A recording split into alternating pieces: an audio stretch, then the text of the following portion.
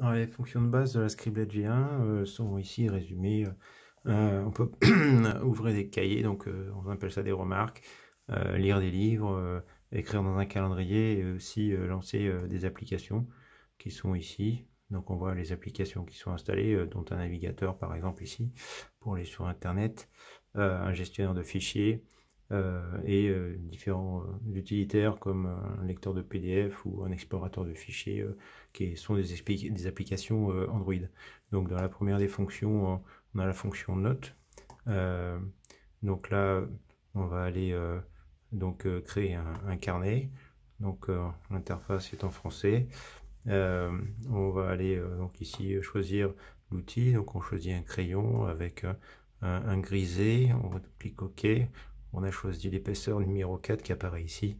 Donc aussi on peut écrire. On crée et on peut, grâce au bouton gomme qui est ici, effacer le trait. On peut insérer une image. Donc on va ici définir un cadre, insérer une image, choisir une image parmi celles qui sont disponibles sur la Scriblet. Voilà, on va choisir celle-ci. Elle est placée sur l'écran et on peut ensuite la déplacer sur l'écran et la redimensionner comme on l'entend. Donc on peut choisir le fond de page. Donc le fond de page, il y en a plusieurs qui sont prédéfinis ici. Donc on peut choisir un fond de page ligné. Et dans ce cas-là, on a des lignes qui sont un peu serrées. On peut les prendre un peu moins serrées, comme ceci. Voilà, ça laisse plus de place. On va choisir quand même la fonction stylo pour écrire. Annuler. J'avais gardé la fonction insérer la page. Je vais recommencer. Je vais choisir le stylo. Voilà. Plus d'écriture. Ou on peut l'effacer si on veut. Voilà, on efface tout. Hop, c'est fini.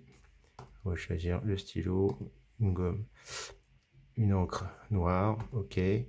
On garde la même épaisseur. On va écrire cheval. Voilà. Donc parmi les fonds de page, on peut en choisir d'autres. On peut même rajouter les siens. Donc les pages, en fait, les fonds de page peuvent être soit des images, soit des fonds de page qu'on a déjà importé, copié sur la Scriblet. Donc là, je vais choisir papier quadrillé 3 cm. Donc on voit que c'est espacé tous les 3 cm, je pense, hein, je vais pas vérifier, mais et donc on peut choisir le fond de page qu'on veut. Et à la rigueur, je vais revenir ici, je vais aller sur la dernière page. On va pouvoir ajouter un fond de page qui est en fait une image. Voilà, Stitch. Et puis demander à un gamin de dessiner, de colorier entre guillemets avec des niveaux de gris et en changeant l'épaisseur de trait. OK.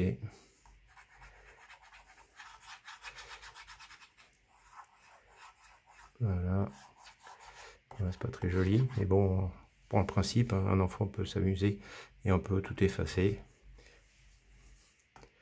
Donc on efface tout, toute la page. Voilà, le fond de page reste et on peut redessiner par-dessus. Donc on va sortir de la fonction remarque prise de notes et aller dans le calendrier. Dans le calendrier, il peut se présenter de cette manière. J'ai déjà pris quelques notes qu'on peut regarder. Hein. Ici, le 18, qu'est-ce qu'on a écrit? Pensez aller à la pharmacie. OK. Bon, finalement, je vais effacer ce qu'il y a d'écrit. Voilà. Reprendre le stylo.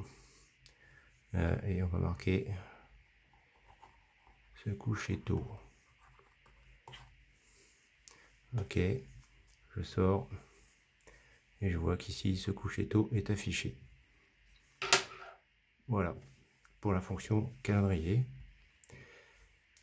On peut, si on veut, changer la disposition et avoir un calendrier en mode italien, donc à l'horizontale, donc ce qui permet d'avoir une vue plus large et de pouvoir revenir au mois de janvier, puis voir les différentes annotations qu'on a marquées.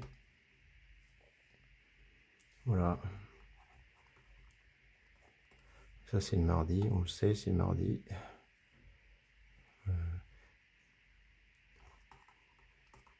Faire les courses. Voilà, désolé, j'écris très mal. Et on voit ici que c'est marqué faire les courses. Fin de la démonstration. Merci.